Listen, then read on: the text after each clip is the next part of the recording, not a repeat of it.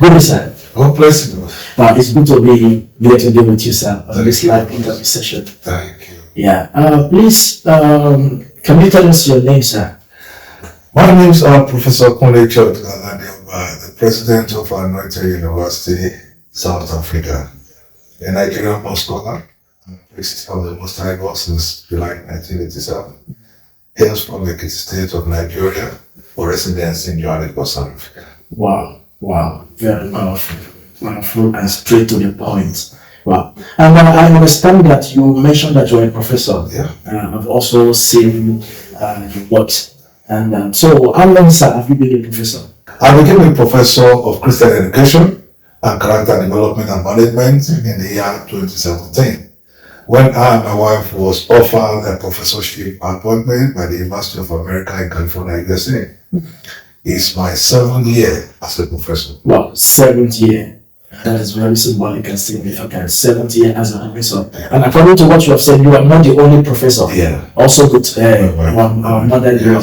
Very powerful. All right, sir. Can you tell us, if possible, or give us an estimation of how many students as an Anointed University worldwide produced in the last 25 years? Well, because of God has helped us, we have so far we have graduated about 3,000 students in about 9 nations across the globe. 3,000 students in over 9 nations across the globe. And according to my understanding, you still have many nations to reach. Wow, that is very powerful. It's an excellent work that you are doing, sir. But the next thing we are going to be looking at is, can you tell us how long you have been running Anointed University worldwide? This year, 2023, will clock 25 years of our existence as a university. Wow. Around the world.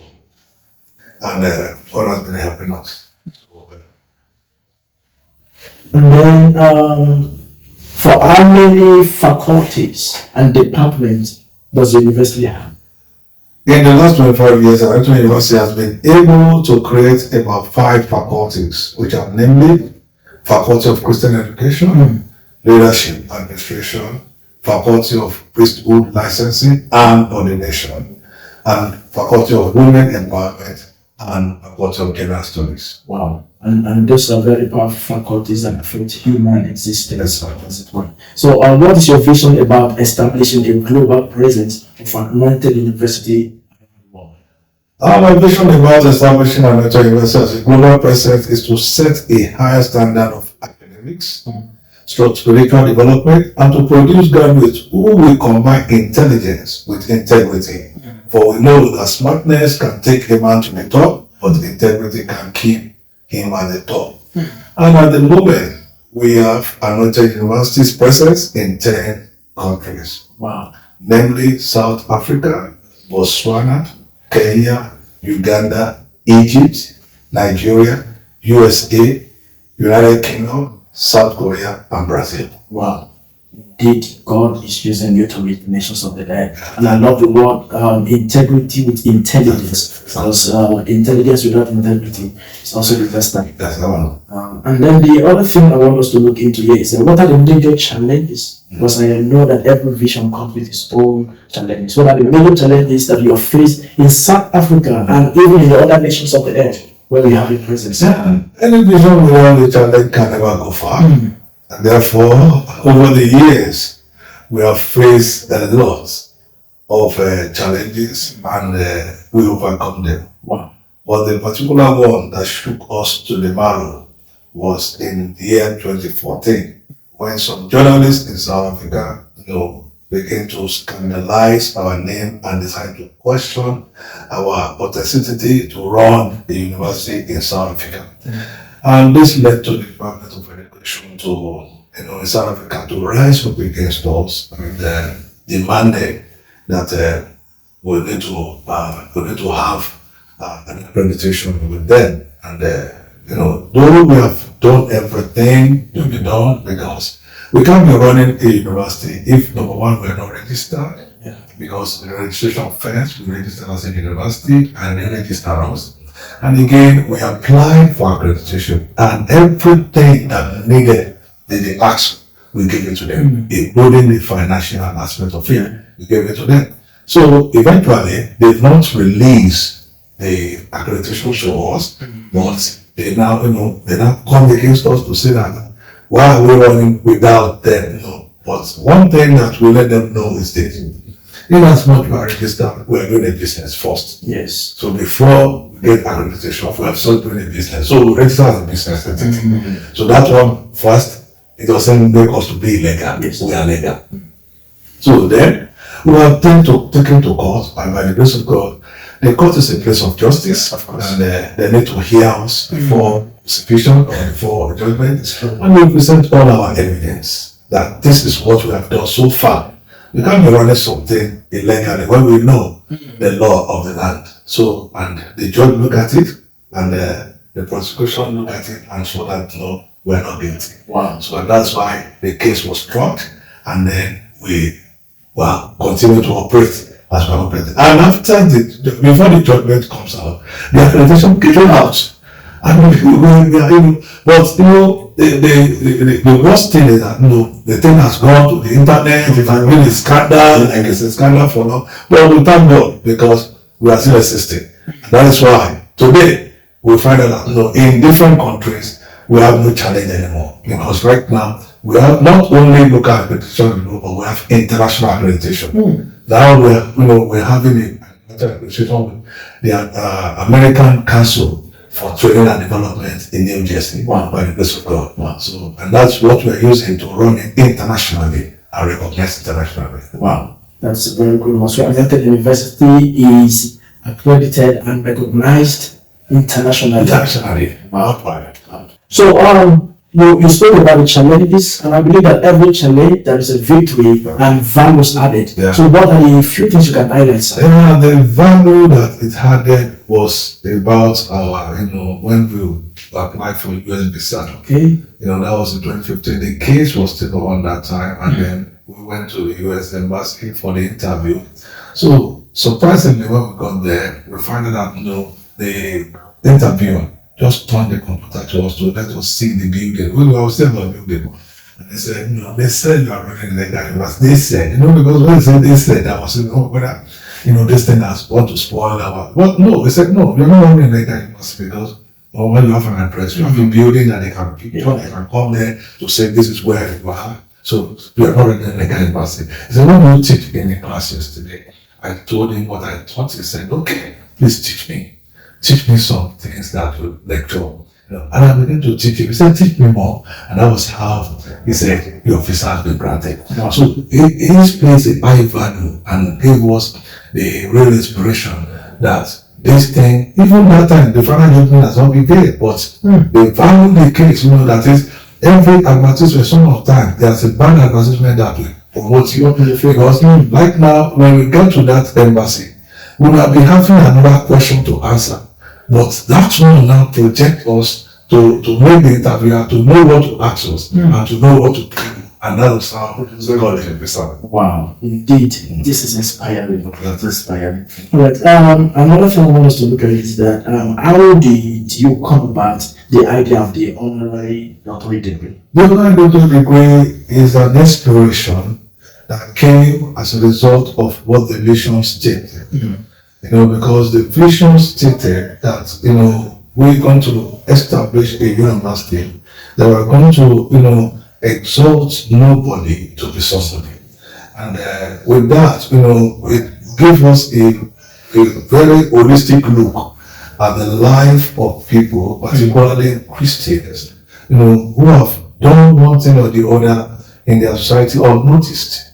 So this calls for a recognition of what they have done, their integrity in the society, their support to the less privileged, their support to their communities, and what they have contributed immensely to their nation building. So that gave us the inspiration of the honorary doctorate degree. And since 2002 that we've been doing it, it has been wonderful that we have raised a lot of men of integrity that have influenced their society in a very positive way. Wow, very well done. So, can you please tell us what are the mission, the visions, and the core values of Anointed University? The first thing, the vision is to, number one, to raise the standard of education different from what it is today. Though, coming up since 1998, it has been a challenge, of what people understand as education to what we understand as education, to what the vision device is. The vision device is a means of combining academic on a spiritual, and it gave us intellectual spiritual education, which we use in bringing up a lot of people from where they fail to a point of where they succeed. Because the smartness is one thing that education gives you, but integrity, is a spiritual character that could not be bought in a school, or could not be taught in a school. Because most of the time, we see that academics has bring people, into smartness, and it degenerates their destinies. So, but when we combine the spiritual intellect with academic combination, it forms a whole person of a spiritual being, because every man is a spiritual being. Yeah. But when the spiritual aspect is not exploited, it now degrades the human form, because now that means man is operating on the sensitive part of life, but not operating on the spiritual part of life, which is going to mean that man is just living a wasteful life. Yeah. But when combined with spiritual, it's going to live a whole life that now he will know where his source came from. Because most people don't know where they came from, and that's why most academicians are not people that see the future. They could not see beyond what they are, because only they see where they are at the moment, and that is why they create the barrier for those who are coming up. So, sir, according to the vision and the mission of the university, you stated that you are bringing academic intelligence and spiritual intelligence together to form a whole package. Because most people have ignored the spiritual side of life. They focus more on the academic side of life. And this has caused a lot of problem in the life of men, particularly in the life of children who are coming up, or upcoming teenagers, or upcoming youths. It has caused a lot of problem because they focus on the academic aspect of life, and that is why they are able to, be captured in the darkness.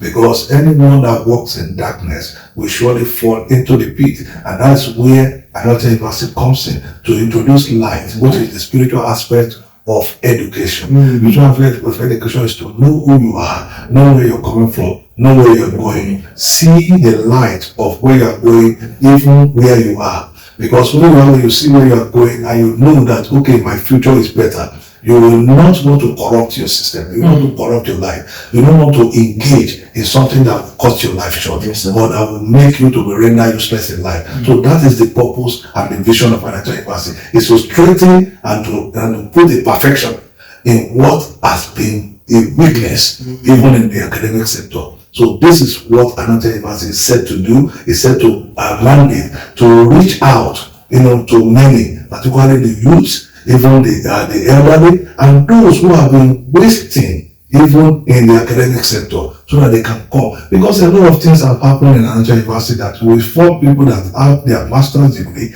that came to do a master's degree and find out that what they have done over the years to waste their time. Because of what they came to do in Aladeoba University. And we have raised students that have known the value of what we raised, and they are now relevant. So if I may just say in a simple word, Aladeoba University is set to raise visionary people, not just intellectual. Exactly. You are one of them. Yes, I'm a product. I'm a product. So that is why I understand the vision. According to scripture, the vision is plain, and we are able to read and understand it. Yeah, thank you, sir. Thank you, sir. So, what is your intention, sir, for creating the idea of the honorary doctorate degree for another university? What are the intentions? Yeah, my intentions are very, very, very, very open and very, very positive. Is to make the life of individual to be elevated, particularly those who have been less privileged Yes. of academic achievement.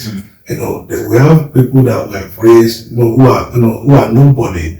Particularly, they're in the business world. They don't have the capacity to go to school, and they have done enough good things for themselves, but no one recognizes them. So that is our intention, to raise people from where they are, from what they are, into a level of academic excellence that will give them even a mindset that says, what I am doing is recognized. Wow, this has been a wonderful interview session with you, sir. And please don't forget, this is Professor Aladeoba. It's been good having you on this. Thank you very much on the occasion of our 25th year anniversary. God bless you. Thank you very much.